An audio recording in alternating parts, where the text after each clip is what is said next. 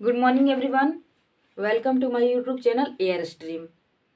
अगर आप सभी मेरे चैनल पर नए हैं तो प्लीज़ मेरे चैनल को सब्सक्राइब कर लीजिए। तो आज हम समझेंगे वर्तनी के बारे में। पिछले वीडियो में मैं व्यंजन वर्ण के बारे में समझाई थी, तो आज हम क्या समझेंगे? वर्तनी। वर्तनी किसे कहते हैं, वर्तनी है क्या?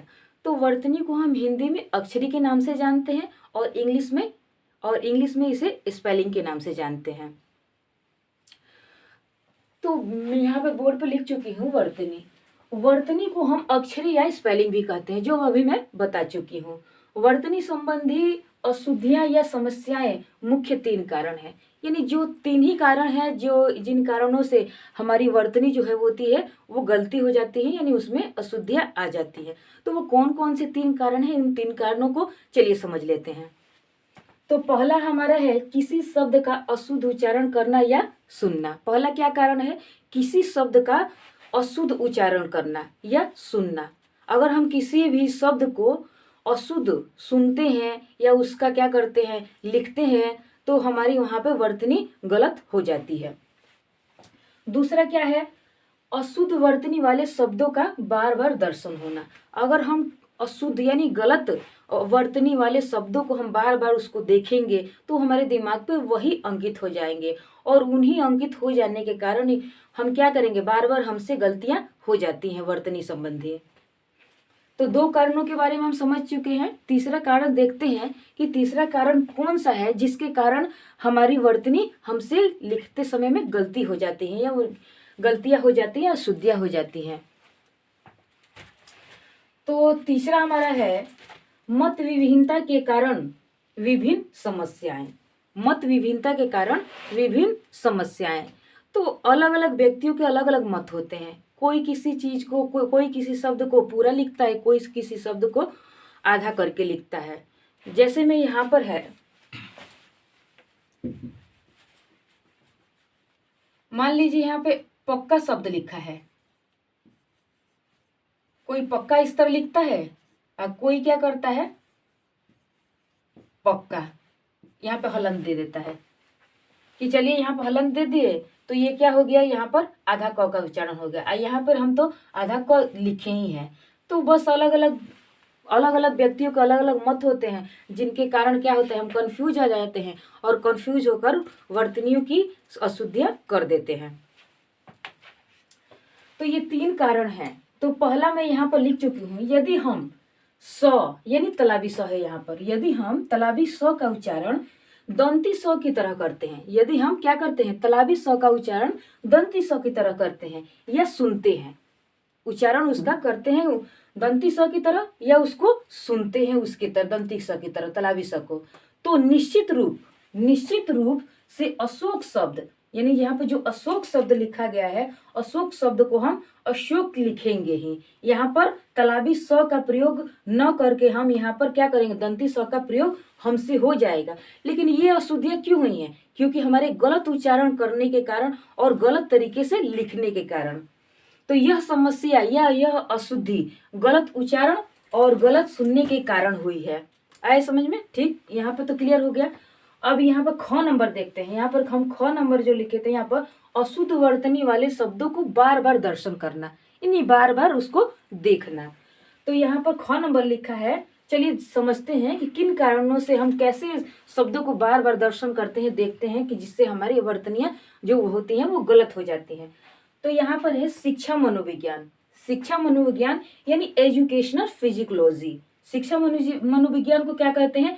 एजुकेशनल फिजिकोलॉजी। तो एजुकेशन फिजिकोलॉजी की दृष्टि से जिस शब्द की वर्तनी बार बार दिखाई देती है, जिस शब्द की, यानी शिक्षा मनोविज्ञान की दृष्टि से अगर देखा जाए तो जिस शब्द की वर्तनी हमें बार बार दिखाई देती है, वही वर्तनी हमारे दिमाग में क्या होती है, अंकित हो जाती है। तो यानी मान लीजिए कि जिन गलत शब्दों को हम बार बार देखते हैं, वो गलत शब्द हमारे दिमाग में क्या होते हैं, अंकित हो जाते हैं, यानी बैठ जाते हैं। तो इसलिए हम क्या करते हैं, वर्तनी संबंधी अशुद्धियां कर बैठते हैं।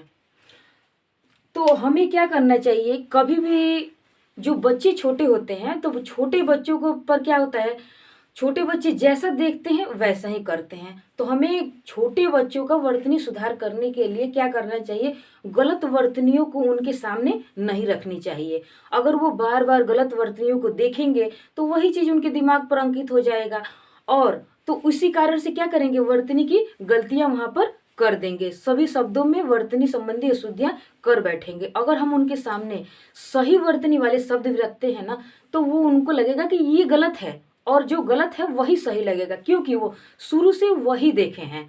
तो इसीलिए हमें क्या करनी चाहिए, बच्चों के सामने कभी भी गलत वर्तनी वाले शब्दों को नहीं सुनाना चाहिए, न दिखाना चाहिए।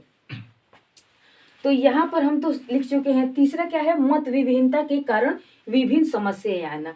तो मत विभिन्नता यहाँ पर मैं समझा चुकी हूँ कि अगर मान लीजिए यहीं पे शब्द जो लिखा है पक्का, तो इसको यहाँ पर आधा क का उच्चारण हुआ है, और यहाँ पर आधा क को हम दिखाने के लिए यहाँ पे क्या किए हैं, हलंत का प्रयोग किए हैं।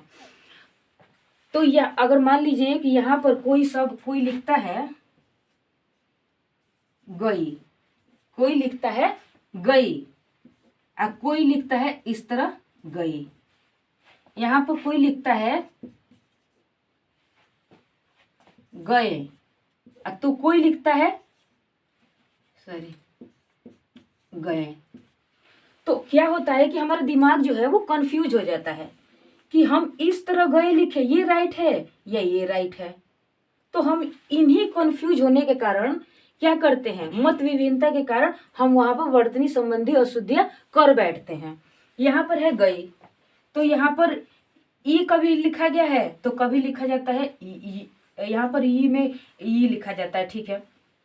तो इसके चलते क्या होता है, कभी कभी हम समझते हैं कि ये राइट है तो कभी समझते हैं कि ये राइट है, कभी समझते हैं ये रॉन्ग है तो कभी समझते हैं ये रॉन्ग है। तो इन्हीं कंफ्यूज होने के कारण हमारा दिमाग जो है वो कंफ्यूज रहता है, और इन्हीं के कारण हम क्या करते हैं, वर्तनी संबंधी अशुद्धियां कर बैठते हैं। तो 3 जो कारण हैं जिनके कारणों से हमारी वर्तनी जो होती है वो गलत हो जाती है। तो पहला कारण हम यहाँ पर समझ ही चुके हैं कि किसी शब्द का अशुद्ध उच्चारण करना या सुनना, और दूसरा हमारा क्या है, और अशुद्ध वर्तनी वाले शब्दों को बार बार दर्शन होना, यानी बार बार हम देखते हैं जिनके कारण हमारी अशुद्धियां हो जाती हैं वर्तनी संबंधी। और चौथा है मत विभिन्नता के कारण विभिन्न समस्याएं आना, जिनको अभी आप यहाँ पर समझ चुके हैं निम्नलिखित शब्दों को लेकर। तो नेक्स्ट वीडियो में हम वर्तनी के बारे में ही समझेंगे कि अगर मान लीजिए जैसे मैं यहाँ पर गए और गए इन दोनों में फर्क बताई हूँ कि कहाँ पर कैसे लिखा जाता है। तो यहाँ पर हम समझेंगे ये जो की है और ये की है, तो इन दोनों की का उच्चारण कब और कैसे कहाँ किया जाता है वाक्यों में। तो अगर आप सभी को मेरा ये वीडियो अच्छा लगा होगा तो लाइक कीजिएगा और मेरे चैनल को सब्सक्राइब कीजिएगा। Thank you for watching.